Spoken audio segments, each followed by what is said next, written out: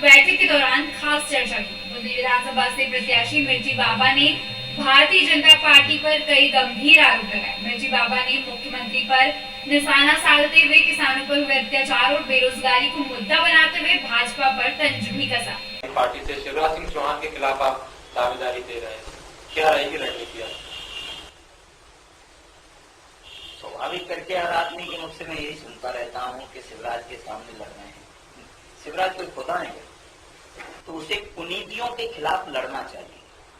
मैं शिवराज के खिलाफ लड़ रहा हूँ ये विषय है, ये नहीं है। विषय ये है कि शिवराज ने जो भ्रष्टाचार किया है उसके लिए जा रहा हूँ। शिवराज के राज में दलित दुखी है, पीड़ित है। शिवराज के राज में उसके क्षेत्र में कोई काम नहीं हुआ है, वहां की जनता परेशान है, गरीब जनता परेशान है और दुनिया भर के पोपले पेलता फिर रहा है इधर उधर सब जगह। जिले बनाऊंगा जिले बनाऊंगा, अपने घर को जिला नहीं बनाया, अपने घर को फूटा पा रहा है, दुनिया में बना रहा है। जमीन में इतने इतने बड़े गड्ढे हो रहे हैं, मकान दे नहीं सका है, झूठ मूठ की घोषणा कर रहा है। तो भाई शिवराज के सामने लड़ने का कर्तव्य है और मुझे सम्माननीय अखिलेश जी ने पूरे विश्वास से टिकट दिया है, मैं पूरे विश्वास से लड़ाई लड़ूंगा। इस वक्त सारी विपक्षी पार्टियां आरोप तो लगा रही हैं तत्कालीन सरकार के ऊपर की घोटाले हुए हैं, मगर एक भी सरकार ने अभी तक ये नहीं बोला कि घोटालों की जांच कराएंगे और आरोपियों को सजा दी जाएगी। सारी सरकारें क्या बोल रही हैं, किस तरीके से बोल रही हैं, आप उस पर एक चीज पर चिंतन करिए। पीपलिया मंडी मंदसौर में आती है, किसानों पे गोली चलाई गई थी या नहीं? चलाई गई थी? अरे बोलो ना।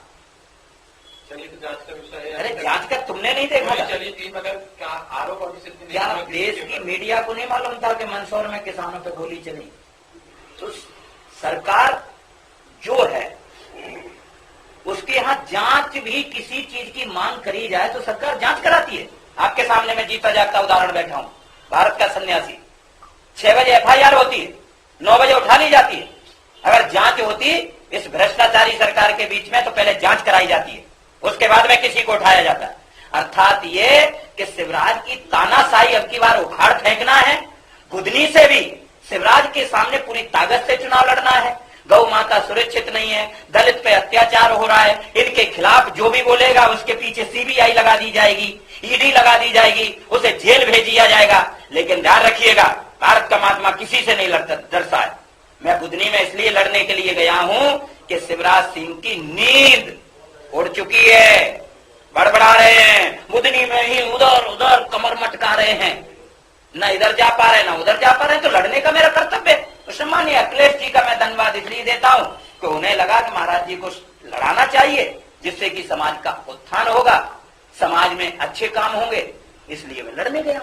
कांग्रेस के समर्थन में आपने महायज्ञ किया था, तो समाजवादी के लिए भी महायज्ञ होगा? मध्य कितनी बड़ी यज्ञ है, समाजवादी से चुनाव लड़ रहा हूं, इससे बड़ी यज्ञ क्या होगा?